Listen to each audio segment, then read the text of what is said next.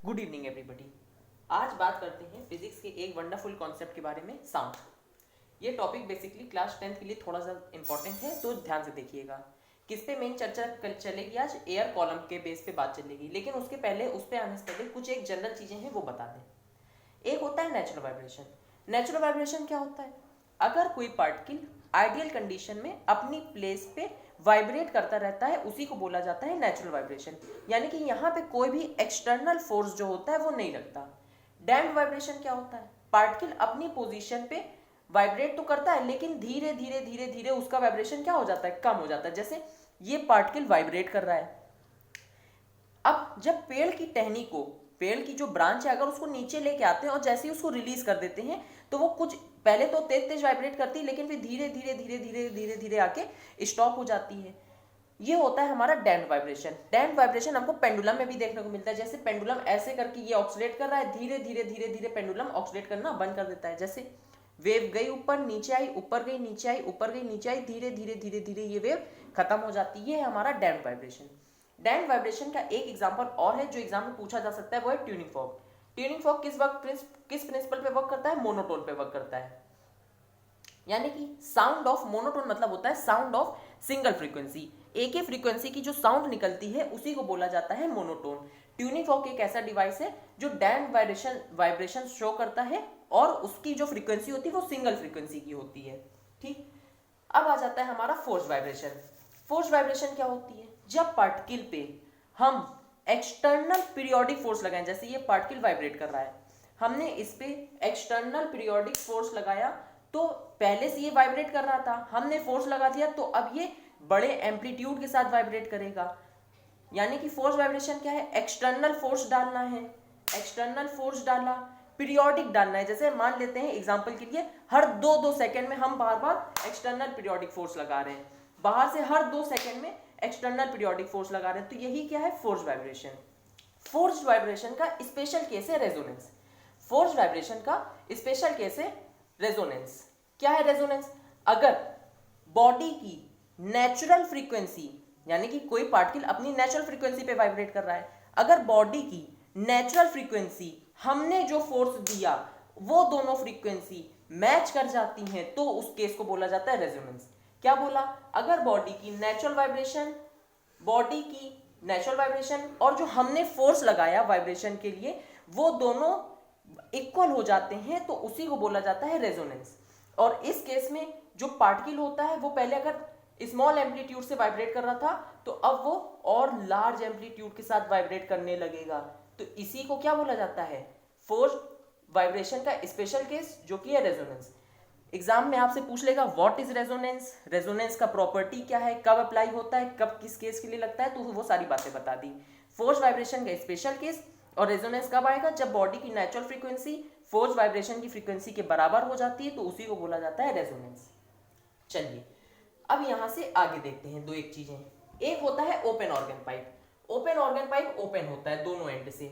एक होता है one closed end organ pipe. One closed यानी कि एक हिस्सा क्लोज होगा और दूसरा हिस्सा ओपन होगा। ठीक, इसमें फ्रीक्वेंसी का रेशियो होता है 1 2 3 4 डॉट डॉट डॉट डॉट करके चलता रहता है। जबकि यहां वाले में क्या होता है? फ्रीक्वेंसी, यहां पे फ्रीक्वेंसी का रेशियो होता है 1 3 5। अब ये कैसे आता है, कैसे नहीं आता, ये एग्जाम में आपसे नहीं पूछेगा, सीधे सीधे आएगा। ये क्लास 11th में है, डिटेल में वहां पे तब बताया जाएगा आपको। ठीक है, चलिए देखते हैं। ओपन ऑर्गन पाइप की रेशियो फ्रीक्वेंसी का 1 2 3 4 नेचुरल नंबर में चलता है, जबकि one closed end organ pipe चलती है फ्रीक्वेंसी किस फ्रीक्वेंसी पे? ऑड फ्रीक्वेंसीज पे चलती है। जो फ्रीक्वेंसी होती है वो लेंथ ऑफ एयर कॉलम के इनवर्सली प्रोपोर्शनल होती है, यानी कि जितना ज्यादा एयर कॉलम होगा उतनी फ्रीक्वेंसी कम होगी। अब ये एयर कॉलम है, ये अब अगले पार्ट में देखते हैं इसको। यहां पे एक न्यूमेरिकल है। क्या कहता है ये न्यूमेरिकल? ये न्यूमेरिकल हमने पूरा लिखा नहीं है, आप सुन लीजिए क्या कह रहा है। एक ट्यूब है, टेस्ट ट्यूब है, जिसके अंदर वाटर भरा है। A B C D 3 test tube हैं। कहां कहां तक पानी भरा है? ए में पानी भरा है 12 सेंटीमीटर तक, बी में 14 तक, सी में 16 तक, डी में 18 सेंटीमीटर तक पानी भरा हुआ है। इन सभी टेस्ट ट्यूब की हाइट 20 सेंटीमीटर है। एयर कॉलम का मतलब पे अभी थोड़ी देर पहले पॉज दिया था। एयर कॉलम का मतलब क्या होता है? जैसे यहाँ तक पानी भरा हुआ है तो इसमें एयर का क्या कॉलम है? जो बचा हुआ है वो एयर कॉलम है। इसमें ये एयर कॉलम है, इसमें ये एयर कॉलम है और इसमें ये एयर कॉलम है। अब ए में एयर कॉलम अगर निकालना है तो वो क्या होगा, 12 तक तो पानी है, तो बचा हुआ जो 8 होगा, क्योंकि टोटल है 20, यहां तक पानी भरा हुआ है, तो बचा हुआ जो 8 सेंटीमीटर है वो है इसका एयर कॉलम। कैसे निकाला, 20 माइनस 12 सेंटीमीटर। ठीक उसी तरह से बी में एयर कॉलम होगा 6 सेंटीमीटर और सी में एयर कॉलम होगा 4 सेंटीमीटर और वहीं जो डी में एयर कॉलम होगा वो होगा 2 सेंटीमीटर। ठीक है, अब ये सब लोग 2 की टेबल से जा रहे हैं तो हम लोग इनका रेशियो निकाल लेते हैं, 8:6:4:2। ठीक, तो जो आ जाता है 4 3 2 1। ये है डी, ये है सी, ये है बी, ये है ए। ठीक है, चलिए थोड़ा सा मिसमैच हो रहा है तो इसको लाइए मिटा देते हैं। समझ में आ गया कैसे ये 8:6:4:2 आ गया। चलिए देखते हैं आगे।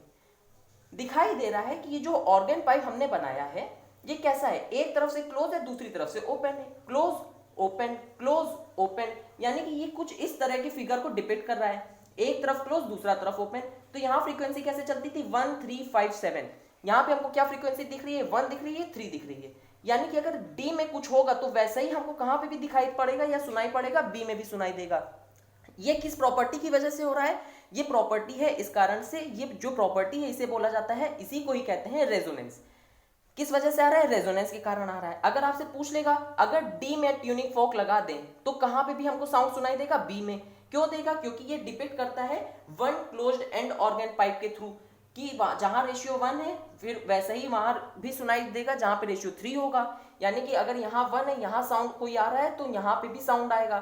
सी और ए में कोई साउंड नहीं आएगा। क्यों नहीं आएगा, क्योंकि ये 2 और 4 है, 2 और 4 पे साउंड नहीं आता, क्योंकि जो 1 क्लोज्ड एंड ऑर्गन पाइप है वो ऑड नंबर पे चलता है, तो 1 पे साउंड आएगा, 3 पे आएगा, यानी कि अगर डी में कोई साउंड प्रोड्यूस कर दें तो वही साउंड हमें बी में भी सुनाई देती हुई मिलेगी। ठीक है, क्या प्रॉपर्टी लग रही है साउंड की, ये ध्यान रखेंगे, ये प्रॉपर्टी वाला क्वेश्चन जब भी पूछेगा अक्सर उसका आंसर होता है रेजोनेंस। ठीक है, अगर यहां तक आप वीडियो देखते आ गए हैं तो वीडियो को लाइक शेयर एंड चैनल को सब्सक्राइब कर दीजिएगा, जिससे कि कोई भी आपसे वीडियो मिस ना हो। बेल नोटिफिकेशन को ऑन कर दीजिएगा। चलिए अब आगे देखते हैं। क्वेश्चन समझ में आ गया हो तो इसको एक बार अगर रिवाइज कराते हैं, ओपन ऑर्गन पाइप 1 2 3 4 चलता है, क्लोज्ड एंड ऑर्गन पाइप 1 3 5 के रेशियो में चलता है। ये क्लोज्ड एंड का एग्जांपल था, जैसे यहाँ 18 था, यहाँ 4 था, यहाँ एयर कॉलम था 2 सेंटीमीटर। एयर कॉलम का ही रेशियो निकालना होता है, अगर लेंथ ऑफ एयर कॉलम ज्यादा होगी तो फ्रीक्वेंसी हो जाएगी कम, क्योंकि ये इनवर्सली प्रोपोर्शनल है। तो हमने यहाँ पे एयर कॉलम निकाल लिया, इनका रेशियो ले लिया, फिर डी का इन सबको सिंप्लीफाई करा के D1 है B3 है, यानी कि अगर कुछ भी डी में होगा तो वही हमको कहाँ इफेक्ट देखने को मिलेगा, बी में मिलेगा। साउंड की कौन सी प्रॉपर्टी लग रही है, रेजोनेंस लग रही है, यानी कि अगर डी में ट्यूनिंग फॉर्क बजाएंगे तो वैसी ही साउंड हमको कहाँ से आएगी, बी में आएगी। किसमें किसमें साउंड नहीं सुनाई देगी, ना तो ए सी में सुनाई देगी ना तो ए में सुनाई देगी। चलिए अब जानते हैं इसका आगे वाला पार्ट। इस गिवन डायग्राम में क्या करना है, इस गिवन डायग्राम में हम लोगों को फ्रीक्वेंसी का रेशियो निकालना है। क्या करना है, फ्रीक्वेंसी का रेशियो निकालना है। जितने ही ज्यादा लूप होते हैं तो उसमें उतनी फ्रीक्वेंसी होती है। जैसे यहाँ पे एक लूप है तो इसकी फ्रीक्वेंसी 1f होगी, यहाँ पे 2 लूप है तो इसकी फ्रीक्वेंसी 2f होगी, इसमें 3 लूप है तो इसकी फ्रीक्वेंसी 3f होगी। इनका रेशियो लेना है तो इनका रेशियो ले लेते हैं। तीनों में f है तो f को हम लोग ने कट कर लिया तो आ जाता है 1:2:3। ये हमारी क्या हो गई, फ्रीक्वेंसी निकल आई। ये फ्रीक्वेंसी का रेशियो आ गया। अगर आपसे कहे वेवलेंथ का रेशियो निकाल दो, अगर बोले कि वेवलेंथ का भी रेशियो चाहिए तो ये जो रेशियो अभी निकला 1:2:3 ये फ्रीक्वेंसी का रेशियो था। अगर वेवलेंथ का रेशियो कहेगा तो उस वेवलेंथ के रेशियो को निकालने के लिए एक बहुत छोटा सा हमारे पास फॉर्मूला है। वो क्या फॉर्मूला है, ध्यान रखेंगे, L = n λ/2, L = n λ/2। ये L क्या है, यहां से यहां तक की लेंथ, यहां से यहां तक की लेंथ, यहां से यहां तक की लेंथ, तीनों ही लेंथ इक्वल है, यानी कि हर एक का लेंथ L होगा, L होगा, L होगा। तो यहां से लैम्डा क्या है, इसको मान लेते हैं A है, ये B पार्टिकल, ये C पार्टिकल। तो यहाँ पे वैल्यू आ जाएगी n नंबर ऑफ फ्रीक्वेंसी, तो कितनी है, पहले पार्ट में 1 है। लैम्डा क्या है इसका, λ/2। ठीक उसी तरह से 2 λb/2। 2 क्यों, क्योंकि यहाँ फ्रीक्वेंसी कितनी है, 2 है। ठीक उसी तरह से जो थर्ड वाला होगा हमारा, वो जो थर्ड वाला होगा वो कैसे निकल के आएगा, 3 λc/2। ये तीनों ही लेंथ है तो तीनों को हम लोग इक्वेट भी करा सकते हैं। ये तीनों ही अगर लेंथ है और तीनों ही आपस में इक्वल भी हैं तो हम तीनों को इक्वेट करा के यहाँ पे लिख देते हैं क्या, कि λ upon 1 upon 2 is equals to 2 lambda b upon 2 is equals to 3 lambda c upon 2। तीनों तरफ 2 था तो 2 से 2 को काट लिया सब तरफ से। चलिए अब देखते हैं, अब ये सिंप्लीफाई होके कुछ रेशियो प्रपोर्शन जैसा दिखता है हम लोगों को। अगर रेशियो प्रपोर्शन आपको सॉल्व करना आता है तो बहुत बढ़िया बात है, आपके सिलेबस का पार्ट भी है मैथ्स में। फॉर्मूला क्या था, L is equal to n lambda by 2, इसको ध्यान रखेंगे। Lambda a is equal to 2 lambda b is equal to 3 lambda c, ये किसके बराबर ले लेते हैं, के कांस्टेंट के। तो लैम्डा ए किसके बराबर आ गया, के। लैम्डा बी किसके बराबर आ गया, के बाय 2। लैम्डा सी किसके बराबर आ गया, के बाय 3। ये तीनों ही लैम्डा, इनका रेशियो चाहिए, तो के रेशियो के अपॉन 2 रेशियो के अपॉन 3। इन सभी को के से, सब में के आ रहा है तो के को कट कर लेते हैं, 1 रेशियो 1 अपॉन 2 रेशियो 1 अपॉन 3। इतनी लंबी सॉल्विंग इसलिए करा रहे हैं क्योंकि एग्जाम में क्या पता ऐसा फिगर ना दे के कोई और फिगर दे दे। स्पेसिमेन पेपर में आपका एक क्वेश्चन कॉम्पिटेंसी बेस्ड में ऐसा डाला गया है, तो इसके आने के चांसेस भी ज्यादा हैं। तो कैसे सॉल्व करना है इसको जरूर देख लीजिएगा। आमतौर पर ऐसा क्वेश्चन एमसीक्यू में पूछ सकता है। अब ऊपर से रब कर दे रहे हैं और जहां से नीचे छोड़ा था उसी से ही कंटिन्यू करते हैं। तो 1 रेशियो 1 अपॉन 2 रेशियो 1 अपॉन 3, इसको सिंप्लीफाई 6 से करा लेते हैं रेशियो लगा के। तो 6 रेशियो 3 रेशियो 2 वैल्यू निकल के आ जाती है, जो हमारा वेवलेंथ का रेशियो है। उम्मीद करते हैं समझ में आया होगा। अगर समझ में आ गया तो चैनल को लाइक शेयर एंड सब्सक्राइब करिएगा। ऐसी ही वीडियोस और मिलती रहेंगी। अगर कोई टॉपिक पे आपको वीडियो चाहिए तो आप कमेंट सेक्शन खुला है, आप वहां कमेंट करके बता दीजिएगा, ठीक है। इसको कंटिन्यू अगर देख लें वापस से, तो लैम्डा की वैल्यू हम लोग ने पुट कराई, एन लैम्डा बाय 2 होता है, तो यहाँ फ्रीक्वेंसी 1 थी तो 1 लैम्डा बाय 2 कर लिया।